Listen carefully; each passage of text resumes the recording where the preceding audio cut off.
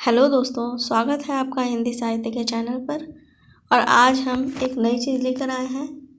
BEd में होने वाले फर्स्ट ईयर में बुद्धिलब्धि यानी इंटेलिजेंस के जो फाइल होती है वो आपको किस तरह से बनानी है, वो फाइल मैं आपके सामने लेकर आई हूँ। तो आपको ये फाइल इस तरह से बनानी है जिसमें सैद्धांतिक पक्ष पहले लिखा जाएगा, जिसमें उसका उद्देश्य आपको क्या लिखना है, वो मानसिक योग्यता आपको मापनी है, ये आपका उद्देश्य होगा। इस तरह से उद्देश्य के बारे में लिखने के बारे में फिर आप जो इसमें प्रैक्टिकल में करेंगे उसके बारे में आपको लिखना पड़ेगा। पहला टॉपिक होगा बुद्धि क्या है, इसके बारे में बताना होगा, इसकी परिभाषाएं, और फिर बताना होगा बुद्धि के प्रकार कितने होते हैं। बुद्धि के प्रकार ये लिखने हैं आपको। इस तरह से बुद्धि के सिद्धांत, इस तरह से आपको फाइल बनानी है। बुद्धि मापन, बुद्धिलब्धि। अब बुद्धिलब्धि निकाली जाती है, वो इस तरह से निकाली जाती है जिसमें सबसे पहले लिखा जाता है IQ यानी बुद्धिलब्धि, फिर मानसिक आयु लिखी जाती है बटे में वास्तविक आयु और गुणा 100। इस तरह से किया जाता है। तो इस तरह से हम मेंटल एज के बारे में पता कर सकते हैं। इसमें आपको एक मैनुअल दिया जाता है जिसमें ढेर सारे क्वेश्चन होते हैं। इस क्वेश्चन से आपको जिसके ऊपर प्रैक्टिकल करना है, जिसकी बुद्धिलब्धि पता करनी है, वो आप उसको देते हैं उस व्यक्ति को, फिर आप उससे बुद्धिलब्धि का पता लगाते हैं। ये इसकी बुद्धिलब्धि पता लगाने का वर्गीकरण होता है जिसमें 140 से अधिक अगर बुद्धि आई है तो वो अति प्रतिभाशाली है, 120 से 139 के बीच में आई है प्रतिभाशाली होगा, 110 से 119 उत्कृष्ट अति उत्कृष्ट बुद्धि वाला होगा।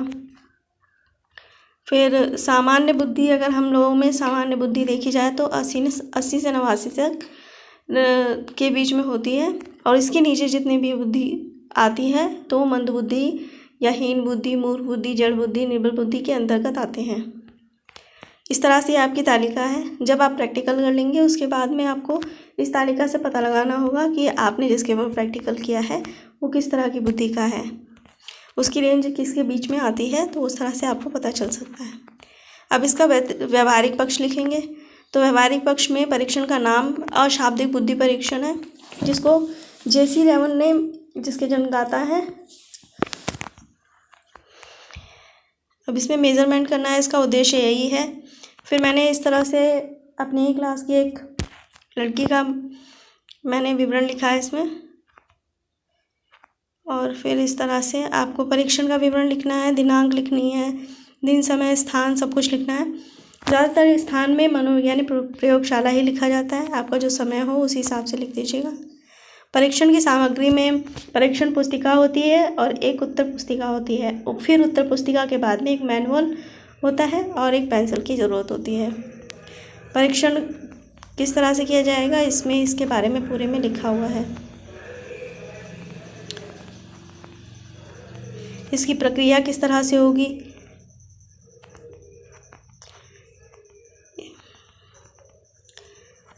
अब इसमें हमें लिखना है कि परीक्षण की उपयोगिता क्या क्या होती है, इसमें से हमें क्या क्या चीज़ें प्राप्त हो सकती हैं, कौन कौन सी चीज़ों पर हम ध्यान दे सकते हैं बुद्धि परीक्षण का।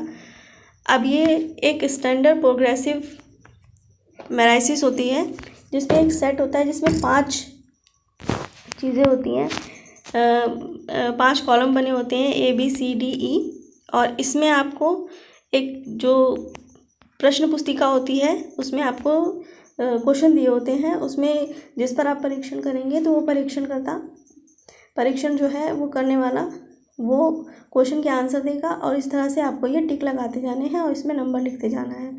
जब भी आप ये नंबर लिख लेंगे पूरे, तो ये आपका इस तरह से आपको टोटल करना होगा, जिसमें 12 क्वेश्चंस होते हैं। इन क्वेश्चंस के आंसर उसको देने पड़ते हैं।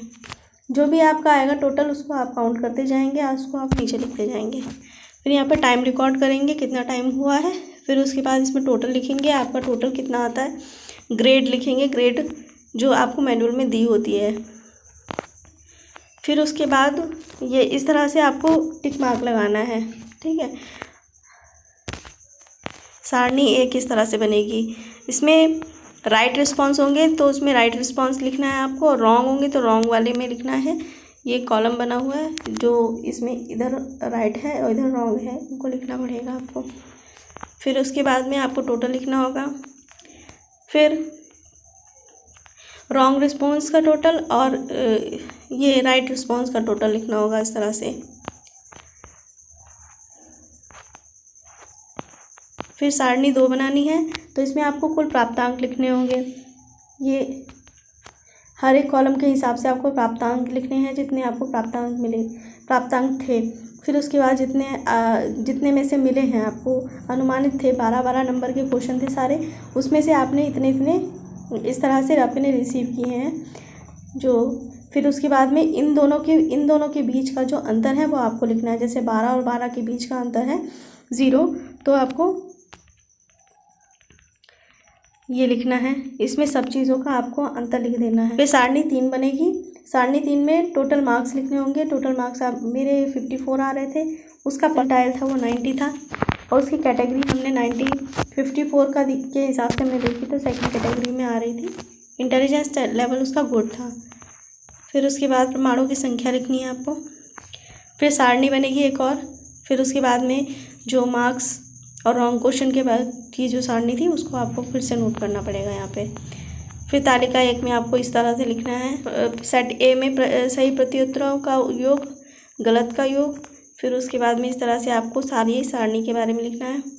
सही उत्तरों के पूर्णांक लिखने हैं। फिर गलत तरह से आपको तालिका 2 बनानी है। 2 में भी इसी तरीके से सारे सेट्स के बारे में लिखना है, किसका क्या क्या अंतर रहा और किस तरह से लिखना है। फिर उसके बाद तालिका 3 है, इसमें आपको लिखना है। फिर अंत में जब सारा टेस्ट आप कर लेंगे, फिर निष्कर्ष लिखेंगे कि हमें निष्कर्ष में क्या क्या प्राप्त हुआ। विषय के बारे में लिखेंगे कि बौद्धिक स्तर उसका कैसा था, तो मेरे में आया था बौद्धिक स्तर उसका सामान्य था। फिर उसका मानसिक स्तर भी काफ़ी अच्छा है।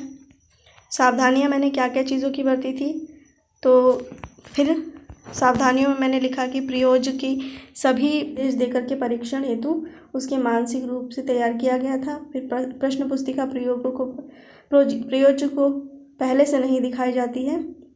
प्रयोज्य का प्रयोग से संबंधित जानकारी पहले से दे देनी चाहिए कि आपके प्रयोज्य के ऊपर ये प्रयोग किया जा रहा है, उसके बारे में जानकारी उससे देनी होगी।